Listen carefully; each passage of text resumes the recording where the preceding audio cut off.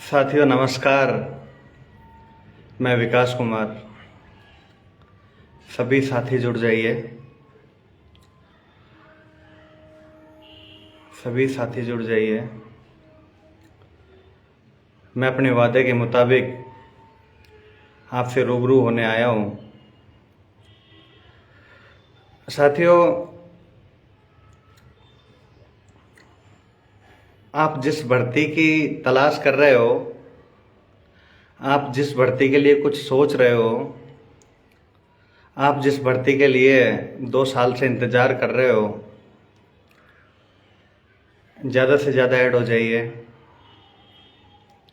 ज़्यादा से ज़्यादा जुड़ जाइए। उन लोगों के लिए उनको लिंक भेज दीजिए जिनको रियल में ज़रूरत है। आप जिस भर्ती के लिए इंतज़ार कर रहे हो, जिस भर्ती के लिए आप कुछ सोच रहे हो कि लोको पायलट की भर्ती आएगी, लोको पायलट की भर्ती के लिए कुछ सोचेंगे। देखिए साथियों, मैं कोई रेल मंत्री नहीं हूँ, मैं कोई रेल सचिव नहीं हूँ, मैं कोई बहुत बड़ा अधिकारी नहीं हूँ। मैं एक छोटा कर्मचारी हूँ, आपकी तरह कर्मचारी हूँ। आप भावी कर्मचारी रहेंगे, मैं अभी कर्मचारी हूँ। वैकेंसी बहुत जल्द आएगी। हमारी हमारी खुद की जो ड्यूटी है ना, वो हर 16 घंटे बाद 16 घंटे का हेडक्वार्टर रेस्ट होता है। हेडक्वार्टर रेस्ट के बाद ड्यूटी आती है। मीन्स 16 घंटे बाद ड्यूटी आ रही है, इसका मतलब असिस्टेंट लोको पायलट की कमी है। असिस्टेंट लोको पायलट की कमी है तो जल्दी से जल्दी भर्ती आने की संभावना है। जब कमी रहती है तो गवर्नमेंट ऑफ इंडिया ये सोचा करती है कि गाड़ी हमारी वजह से रुक रही है, गाड़ी क्रू की वजह से रुक रही है, गाड़ी असिस्टेंट लोको पायलट और लोको पायलट की वजह से रुक रही है, तो जल्दी से जल्दी भर्ती निकाली जाए। भर्ती का काम बिल्कुल पूर्ण प्रक्रिया हो चुकी है। लगभग भर्तियों की संभावना किसी भी दिन आ सकती है। देखो साथियों, आप बड़ी बड़ी कोचिंग कर रहे होंगे, आप 20,000 रुपये दे रहे होंगे, 25,000 रुपये दे रहे होंगे, 15,000 रुपये दे रहे होंगे। कहीं कहीं तो ऐसा भी है कि लोको पायलट का गारंटी का बैच चल रहा होगा। नंदलाल उर्सारा जी, हम आपका फुल सपोर्ट करते हैं। ट्रेन मैनेजर में एनटीपीसी से सिलेक्ट हो गए हैं, नांदेड़ से। मज़े हैं भाई हमारे तो यहाँ। हाँ, गार्ड के मज़े रहते हैं। गार्ड का कई बार गाड़ी विदाउट टीएमआर चलती है, विदाउट गार्ड चलती है, गाड़ी टीसी नंबर पे चलती है। वो सारी बातें ठीक हैं। देखिए, आप ये समझिए कि कहीं गारंटी बैच चल रहा है, कहीं 20,000 रुपये दे रहे हो, कहीं टेक्निकल का ट्रेड्स का अलग आप अलग से कहीं कोई दूसरी कोचिंग में ले रखा है, जनरल पेपर के लिए अलग से आप तैयारी कर रहे हो। देखो साथियों, जनरल पेपर के लिए आपको कुछ करने की आवश्यकता नहीं है। जनरल पेपर के लिए आप नॉर्मली मैथ पढ़ रहे हो, मैथ आप नॉर्मल जो पढ़ते हो वो आती है। साइंस में थोड़ी ज़्यादा प्रायोरिटी रखनी चाहिए। साइंस जो आप नॉर्मली फिजिक्स पर ज़्यादा ध्यान देना है, क्योंकि रेलवे टेक्निकल साइंस पे ज़्यादा फोकस करती है। फिजिक्स पर ज़्यादा ध्यान देकर और इन्वायरमेंट पर्यावरण पर भी ज़्यादा ध्यान दिया जाए। और बायो के क्वेश्चन बिल्कुल थोड़े कम आते हैं, केमिस्ट्री भी ठीक ठाक आती है। तो फिजिक्स और पर्यावरण पर ध्यान दो, थोड़ा कंप्यूटर पर भी विशेष ध्यान दो। साथियों, प्री एग्जाम में आपको प्री एग्जाम इसलिए नहीं लिया जाता है कि आपको असिस्टेंट लोको पायलट बनाना है। प्री एग्जाम आपका इसलिए लिया जाता है कि ये कचरा है ना, जो बिल्कुल बाहर करना है। पिछले 2018 की भर्ती में लगभग 1.5 करोड़ फॉर्म भरे गए थे। 1.5 करोड़ फॉर्म का मतलब है कि 1.5 करोड़ लोग तो लोको पायलट बनेंगे नहीं। जब 1.5 करोड़ लोग बनेंगे नहीं तो फिर 1.5 करोड़ लोगों को निकाला कैसे जाएगा। तो टाटा कंसल्टेंसी सर्विस TCS ने पिछली बार एग्ज़ाम कंडक्ट करवाया था, तो TCS ने प्री एग्ज़ाम्स और मेन एग्ज़ाम लेने का डिसीजन लिया था। उसने ये कहा था कि सर, ये इनको 1.5 करोड़ विद्यार्थियों को निकालने का एक ही जरिया है कि प्री एग्ज़ाम लिया जाए। प्री एग्ज़ाम में एक कॉमन लिंक होता है। प्री एग्ज़ाम में आपसे बोर्ड का फॉर्म नहीं भराया जाता है। बोर्ड का फॉर्म जब आपसे नहीं भराया जाएगा तो कॉमन लिंक से आपको एक कट ऑफ जाती है। उस कट ऑफ के जरिए जो प्री से उससे अबव नंबर आते हैं उसका प्री में हो जाता है। प्री के बाद जब मेंस पेपर के लिए आप एप्लीकेबल होते हो तो मेंस पेपर के लिए जब एप्लीकेबल होने के बाद आपसे बोर्ड का फॉर्म, जैसे आप आरआरबी चंडीगढ़ भरते हैं, इलाहाबाद भरते हैं, अजमेर भरते हैं, सिकंदराबाद भरते हैं, मुंबई भरते हैं, उसके बाद आपसे फॉर्म का फिलअप करवाती है। आपको मैं ये बताने नहीं आया हूँ कि ये कैसे काम प्रोसीजर गवर्नमेंट करती है, मैं आपको ये बताने आया हूँ कि कोचिंगों के चक्कर में मत आइए। अभी कोचिंगों के चक्कर में आपको आने की ज़रूरत नहीं है। जो मैं ग्रुप चलाता हूँ, मेरे भाई जो उसमें 270 275 जो लोग मेरे से जुड़े हुए हैं, स्पेशली मैं उनके लिए भी ये कहना चाहूँगा कि आपको कोचिंग करने की ज़रूरत नहीं है। उसमें मैं कंटेंट डालता हूँ, ट्रेड्स का अलग कंटेंट है, अलग फिटर के लिए अलग है, डीजल मैकेनिक के लिए अलग है, इलेक्ट्रिशियन के लिए अलग है, सारी चीज़ें मैं उसमें डालता हूँ। डेली के 10 क्वेश्चन आप 10 जैसे आपने परसेंटेज ले लिया, अनुपात समानुपात ले लिया, चक्रवृद्धि ब्याज ले लिया, टाइम एंड वर्क ले लिया, सरल ब्याज ले लिया, जो भी आपका सब्जेक्ट है, टाइम एंड डिस्टेंस ले लिया, उसमें डेली के 10 टाइप के अलग अलग क्वेश्चन करो। एक प्रश्नावली को, मतलब एक एक्सरसाइज को करने के लिए, सर हम तो कोचिंग नहीं कर रहे हैं, सेल्फ स्टडी कर रहे हैं, आपके नोट्स ही पढ़ रहे हैं। बिल्कुल पढ़ना चाहिए। अगर आप मेरे भरोसे हैं बिट्टू जी, तो आपको घबराने की कोई आवश्यकता नहीं है। शायद मैं आपका भरोसा तोड़ भी नहीं रहा हूँ। आप देख रहे होंगे जितने दिन से आप मेरे ग्रुप में जुड़ रहे हैं, आप मुझसे जुड़ाव है आपका, शायद मैं आपका भरोसा तोड़ भी नहीं रहा हूँ। देखो, ये ध्यान रखिए कि कभी भी अभी आपको कोचिंग करने की आवश्यकता नहीं है। कोचिंग एक वक्त आएगा जब मैं आपसे कोचिंग के लिए बोलूँगा। हो सकता है आपको मुझे बोलना पड़े, हो सकता है कि मुझे कुछ और डिसीजन भी आपके लिए लेना पड़े, लेकिन आप ये मत सोचिए कि अभी कोचिंग कर लेंगे तो नौकरी लग जाएगी। अभी जिनके कोचिंग कर रहे हैं ना, वो लोग आपके आसपास सर्कुलर में देखिए, जो कोचिंग कर रहे हैं उनका कोर्स भी पूरा नहीं हो रहा है, कोर्स पूरा नहीं हो रहा है और उनको पढ़ा भी नहीं रहे हैं। कभी क्लास हो रही है, कभी क्लास नहीं हो रही है, आज सर लेट हैं, आज सर की छुट्टी है, तो अभी आपको वो हल्के में ले रहे हैं, क्योंकि उनको पता है कि अभी वैकेंसी की आने की संभावना तो है, लेकिन वैकेंसी नहीं आई है। अभी उनकी फीस भी थोड़ी कम है, उसके बाद वैकेंसी आते ही उनकी फीस भी बहुत हाई हो जाएगी। तो आप सेल्फ स्टडी कीजिए, स्मार्ट स्टडी कीजिए। स्मार्ट स्टडी करने से आपका प्री एग्जाम हूबहू निकल जाएगा। अगर आप आज से ही पढ़ना चालू करते हैं, और पढ़ना चालू ऐसे करते हैं कि मैथ के डेली के 10 क्वेश्चन करते हैं, साइंस जो मैं आपको पीडीएफ भेज रखा है उस पीडीएफ को पढ़ते हैं, ट्रेड्स के मैंने आपसे कह रखा है कि डेली के 1 पेज पढ़ो, ज़्यादा नहीं पढ़ रहा है, केवल 1 पेज पढ़ना है, ट्रेड्स का डेली का 1 पेज पढ़ो। और टेक्निकल साइंस आपको फिजिक्स ज़्यादा पढ़नी चाहिए, फिजिक्स ज़्यादा पढ़नी चाहिए, और आपको पर्यावरण ज़्यादा पढ़नी चाहिए। अगर आप ये सारी चीज़ें पढ़ते हो तो आपका प्री निकलने का चांस, प्री बहुत आसान है, प्री बहुत ही आसान है। प्री के बाद मेंस उससे भी आसान हो जाएगा। प्री के लिए मैं आपको सबसे पहले बता रहा हूँ कि प्री में जब अंदर जाओगे तभी तो आपका मेंस में नंबर आएगा। तो प्री के लिए आपको सबसे पहले मैथ बहुत ज़रूरी है, साइंस फिर आपके लिए ज़रूरी है। रीजनिंग लगभग सभी का सेम होता है, कोई 2 क्वेश्चन ज़्यादा करता है, कोई 2 क्वेश्चन कम करता है। किसी भी कोचिंग में भटकने की आवश्यकता नहीं है। कोचिंग वाले आपका भटकाव देखते हैं, कोचिंग वाले केवल पैसा कमाते हैं, कोचिंग वाले सिर्फ ये देखते हैं कि हमारी कमाई कैसे हो। वो बड़ी बड़ी बातें करते हैं। कोचिंग वाले खुद पेपर देते हैं, कोचिंग वाले खुद पेपर देते हैं, सफाई कर्मचारी तक का फॉर्म भरा होगा उन्होंने। ऐसा भी होगा कि पिछली बार एएलपी का पेपर दिया होगा, एएलपी में सेलेक्ट नहीं हुए तो टेक्निकल पढ़ा रहे होंगे, कोई फिटर पढ़ा रहा होगा, कोई मैथ पढ़ा रहा होगा, और काफ़ी भीड़ भी होगी उनके पास, ऐसा नहीं है। तो अभी कोचिंग के चक्कर में मत पड़िए, अभी कोचिंग के झमेले में मत आइए। सिर्फ मैथ से रिलेटेड कोई भी हेल्प चाहिए तो मैं हेल्प कर सकता हूँ। अगर हेल्प चाहिए तो बिल्कुल बिल्कुल कीजिए। आपको कोई हेल्प करने के लिए मना करता है क्या नंदलाल जी? मैं तो चाहता हूं कि कुछ ऐसे लोग हमारे सामने आए जो लोगों की हेल्प करें, बेरोजगार भाइयों की हेल्प करें।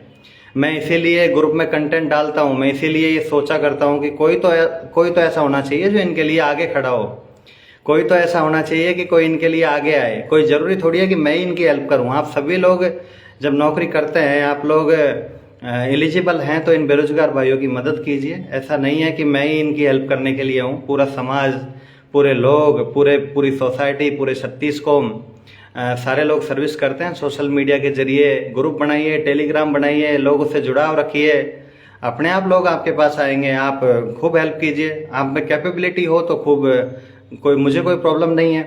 मैं तो चाहता हूँ कि सारे लोग हेल्प करें इनकी। नौकरी लगने के बाद कुछ तो काम आए इनके। इसलिए मैथ डेली के 20 क्वेश्चन कीजिए, कोचिंग के झमेले मत आइए, कोचिंग मत कीजिए। मेरी 2 4 5 बातें बहुत इंपॉर्टेंट है, उनको बस अच्छे से समझ लीजिए।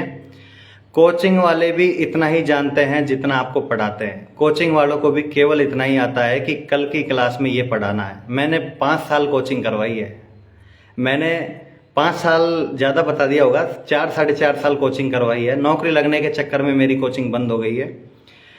मुझे शाम को ये पता होता है कि मुझे कल ये पढ़ाना है। पढ़ाते पढ़ाते इतना भी एक्सपीरियंस हो जाता है कि क्वेश्चन भी याद हो जाते हैं। इसलिए कोचिंग वाले को केवल इतना ही पता होता है कि उसको कल क्या पढ़ाना है और कल कैसे पढ़ाना है और कल की क्लास में बच्चा कैसे क्वेश्चन करेगा। यदि आप लोग इस बात को समझ गए कि सेल्फ स्टडी करने से हमारा सिलेक्शन इस तरह हो जाएगा जैसे सर बता रहे हैं। केवल साइंस पढ़ने से, केवल मैथ पढ़ने से रीजनिंग आपकी लगभग सही रहती है, रीजनिंग को हल्के में नहीं लेना चाहिए। ऐसा करने से आपका प्री में सिलेक्शन हो जाएगा। तो आधी भीड़ आप कम से कम अपने घर वालों के 20,000 रुपये बचा लेंगे। 20,000 तो कोचिंग के बचा लेंगे, प्लस जयपुर का खर्चा बचा लेंगे, अलवर का खर्चा बचा लेंगे, जोधपुर का खर्चा बचा लेंगे, उदयपुर का खर्चा बचा लेंगे। और वो उनको ही पता होता है कि वो कैसे कमा कर देते हैं। आप ये चीज़ नोट रखें। प्री में आपको कोई बाहर नहीं निकाल सकता। कोचिंग वाले आपको फिर भी भ्रमित करेंगे। प्री का ये शानदार बैच है, नवरात्रा डिस्काउंट चल रहा है, होली का डिस्काउंट चल रहा है, दीपावली का डिस्काउंट चल रहा है, दशहरा का डिस्काउंट चल रहा है। डिस्काउंट में आप फंस जाते हो। देखिए, प्रीवियस ईयर के क्वेश्चन पेपर में आपको डालता हूँ। प्रीवियस ईयर के क्वेश्चन आपको ये देखना जरूरी है कि पिछली बार का टर्म कैसे आया है, पिछली बार के क्वेश्चन कैसे आए हैं। जो 5-6 साल पहले, जो 2018 से पहले लोग लोको पायलट या असिस्टेंट लोको पायलट बने हैं, जो सीनियर एएलपी हैं, वो लोग भी नहीं जानते हैं, क्योंकि उनका जो प्रोसीजर था वो सिंगल पेपर होता था। सिंगल पेपर में कॉमन पेपर आता था, कुछ फिटर आता था, कुछ इलेक्ट्रीशियन आती थी, कुछ डीजल मैकेनिक के क्वेश्चन आते थे, कुछ 10-5 क्वेश्चन मैथ के आते थे, कुछ 10-5 क्वेश्चन रीजनिंग के आते थे। पहले के पैटर्न में और अब के पैटर्न में रात दिन का डिफरेंस है। पहले के पैटर्न में आप ऑफलाइन देते थे, ऑफलाइन में आप किधर भी चले जाते थे। भुवनेश्वर से भर दिया, अगले संडे को आपको अहमदाबाद में आपका साइको देना है, अगले संडे को आपको अजमेर में देना है। किसी ना किसी में आपका हो ही जाता था। कट ऑफ भी बिल्कुल 40 के आसपास जाती थी। अब की बार 2 पेपर कर दिए हैं। 2 पेपर में भी, मेंस में भी 2 पेपर हैं, मतलब प्री तो है ही, मेंस में भी 2 पेपर हैं। मेंस का जो टेक्निकल का पेपर है वो क्वालिफाई नहीं हुआ तो जनरल पेपर चेक ही नहीं होता है। और जनरल पेपर चेक तब होगा जब आपका टेक्निकल का पेपर क्वालिफाई होगा। और टेक्निकल के पेपर में भी टाइम कम मिलता है। टेक्निकल भी बहुत स्ट्रांग लेवल से आती है, क्योंकि प्योरली काम टेक्निकल का हो गया है। इसलिए साथियों, भ्रमित मत होइए, थोड़ा सावधान हो जाइए। मुझे पता है कि जब मेरी नौकरी नहीं लगी थी तो मैं भी आपकी तरह घबराता था कि कहाँ कोचिंग करूँ, कैसे करूँ, क्या पढ़ूँ, क्या नहीं पढ़ूँ। मैं आज आपको बताने वाला हूँ, मुझे बताने वाला कोई नहीं था। ऐसे फेसबुक पर लाइव कोई नहीं आता था, ऐसे फेसबुक पर आपको बताने के लिए कोई नहीं था। ये मैं बता रहा हूँ क्योंकि मैं इस संघर्ष से गुजरा हूँ। मुझे पता है कि कैसे जाल रचा जाता है कोचिंगों के द्वारा। मैं भी जियो बैच चलाता था, मैं खुद बता रहा हूँ, मैं जो बात है वो बता रहा हूँ। मैं जियो बैच चलाता था, मैं डिस्काउंट बैच चलाता था, मैं स्पेशल 2 बच्चों पर 1 बच्चे का फीस में डिस्काउंट रखता था। ये कोचिंग वालों की प्रायोरिटी रहती है। इसलिए इनके झमेले में मत आइए, थोड़ा जागरूक रहिए। जागरूक रहने से आपकी नौकरी लगेगी। और रहा सवाल कि सर साइको कैसे होगा, तो साइको की आप चिंता मत कीजिए। कुछ लोगों को ये चिंता रहती है कि सर प्री मेंस निकाल लेंगे, साइको के लिए चिंता करने की बात है। साइको की चिंता करने की कोई बात नहीं है। साइको के लिए मैं जयपुर आऊँगा, स्पेशल छुट्टी लेकर आऊँगा। वो छुट्टी मैं कैसे भी लेकर आऊँगा वो बात बताने की नहीं है सोशल मीडिया पर।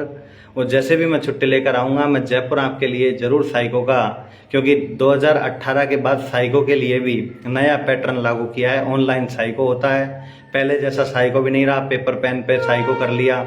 आजकल साइको भी अलग पैटर्न से होता है। साइको में भी आजकल वो माउस का कर्सर काम नहीं करता है, माउस का जो बटन होता है वो काम नहीं करता है। बहुत प्रॉब्लम आती है, कभी ऊपर का देखना होता है, कभी नीचे का देख लिया जाता है। तो लोको पायलट बनने के लिए बहुत परिस्थितियों का सामना करना पड़ता है। मैंने ये सारी परिस्थितियाँ देखी हैं।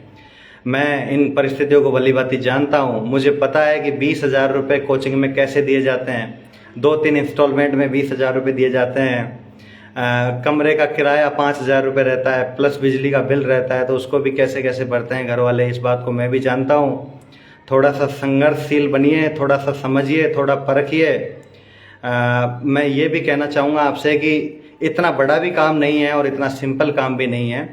प्री बहुत आसानी से निकाला जाता है, और जितना प्री आसान है ना, उससे भी ज़्यादा आसान तो नहीं कहूँगा, लेकिन उसके बराबर ही मेंस है। और मेंस पेपर में भी आपको चिंता करने की कोई बात नहीं है। मैं हर वक्त आपके साथ रहूँगा।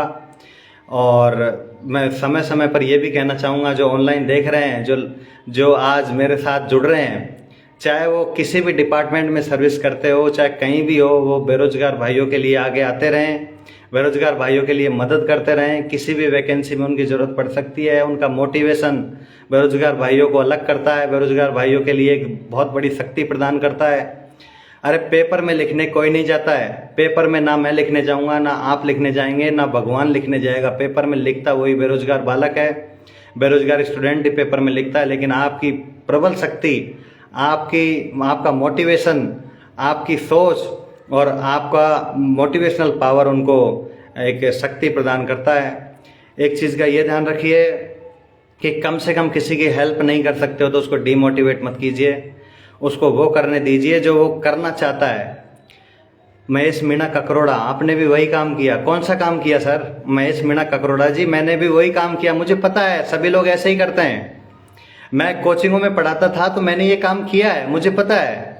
और मैं जिस मुकाम पे हूँ, मैं वही चीज़ आपके लिए चाह रहा हूँ कि ऐसे मत बनिए कि आपको भी वही चीज़ झेलनी पड़े। क्योंकि जयपुर में 20,000 की कोचिंग होती है। चलो हमारी तो अलवर में थी, चलो हमारी तो सवाई माधोपुर में हमने कोचिंग करवाई है, हो सकता है हमने 1-2 जगह और करवाई है। हम तो हो सकता है 10-5 हज़ार रुपये में कोचिंग करवाते थे, लेकिन जयपुर में तो 20,000 तो विदाउट डेमो रख देते हैं।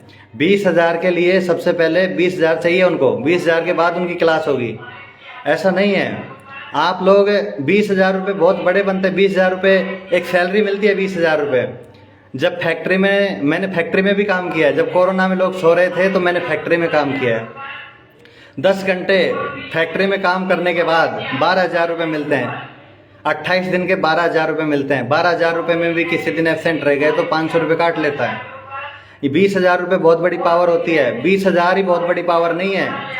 फिर जयपुर रहेगा तो उसके लिए कमरा लेके रहेगा तो कमरे के लिए खर्चा है, उसके लिए 4-5 हज़ार रुपये का रूम मिलता है, बिजली का बिल मिलता है। अगर वो ट्रेन से भी अप डाउन करेगा तो ट्रेन का भी किराया रहता है, ट्रेन का भी एमएसटी रहता है। इसलिए अभी कोचिंग के जाल में मत पड़िए। मैं ये नहीं कहता हूँ कि आपको कोचिंग नहीं करनी, हो सकता है आपको कोचिंग की ज़रूरत हो, लेकिन अभी कोचिंग मत करिए। कोचिंग करने के लिए बहुत टाइम आपके पास है।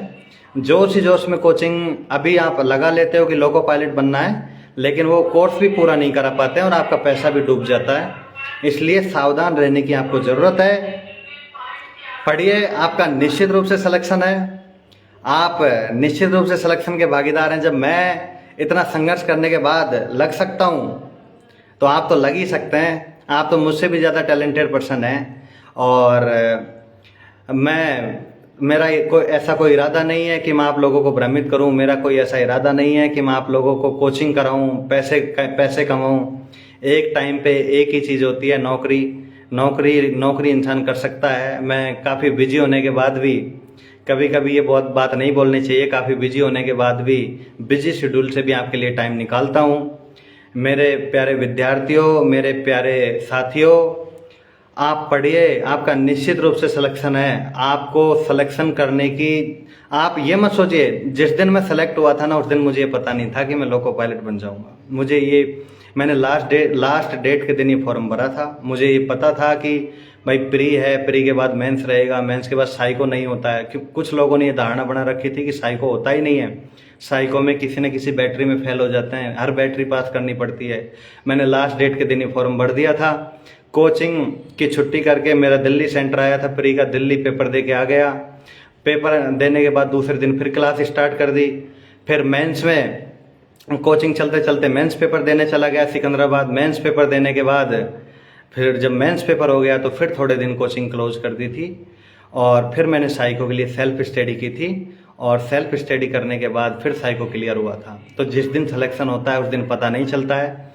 टेंशन मत करिए, खूब सोइए, 6-7-8 घंटे की नींद पूरी कीजिए, पढ़ने के टाइम पे पढ़िए, मस्ती करने के टाइम पे मस्ती कीजिए, लेकिन रोज़ के 2-3 घंटे जरूर निकालिए। रोज़ के 2-3 घंटे निकालने से खुद के लिए निकालिए। मैं ग्रुप में आता हूँ, ग्रुप में आपसे इतनी सारी बातें करता हूँ, उसका कोई ज़्यादा प्रयोजन नहीं रहता है।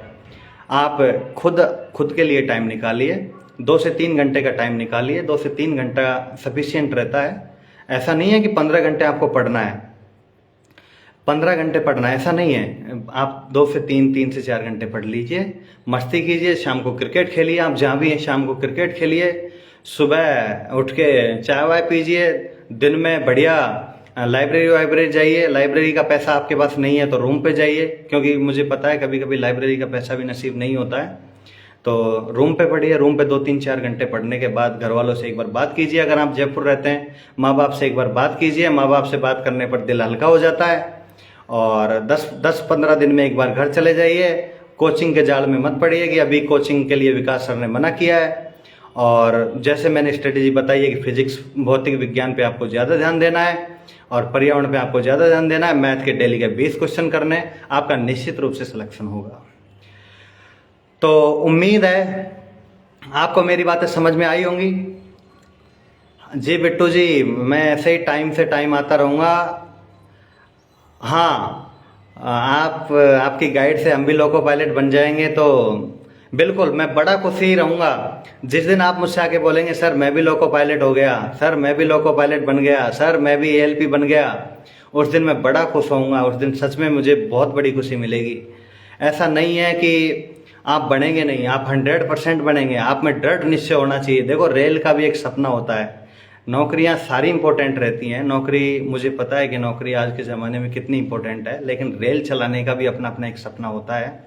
रेल चलाने का एक सपना होता है। हालांकि लोग कह देते होंगे शायद बुरी नौकरी है, टाइम टेबल नहीं है। मुझे भी पता है टाइम टेबल नहीं है, मुझे भी पता है कि थोड़ा सर्विस अच्छा नहीं है, सर्विस का शेड्यूल अच्छा नहीं है, लेकिन किसी किसी का सपना होता है रेल चलाना। चाहे मैं 1 दिन ही चलाऊँ, चाहे मैं 10 दिन ही चलाऊँ, चाहे मैं 1 साल ही चलाऊँ, दूसरी सर्विस चेंज कर लूँगा। लेकिन मेरे पास कुछ फ़ोन ऐसे आते हैं, सर रेल चलानी है, चाहे मैं 1 साल ही चलाऊँ, फिर मैं दूसरी सर्विस पकड़ लूँगा। तो रेल चलाने का आपका सपना ज़रूर पूरा होगा।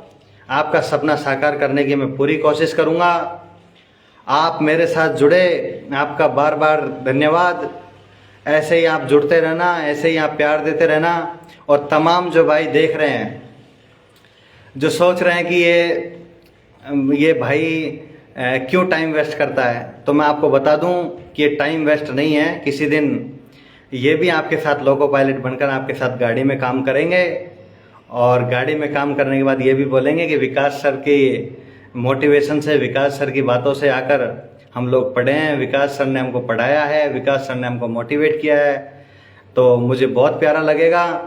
आप भी टाइम टाइम से इनको बेरोजगार भाइयों को मोटिवेट करते रहें। यदि आप दूर नौकरी करते हैं, यदि आप ऐसा लगता है आपको कि आप दूर नौकरी करते हैं, तो इन भाइयों को बीच बीच में सोशल मीडिया के जरिए, ग्रुप के जरिए, टेलीग्राम के जरिए या आसपास के सर्कल में इनको मोटिवेट करते रहें, ताकि इन बेरोजगार भाइयों का मनोबल नहीं टूटा।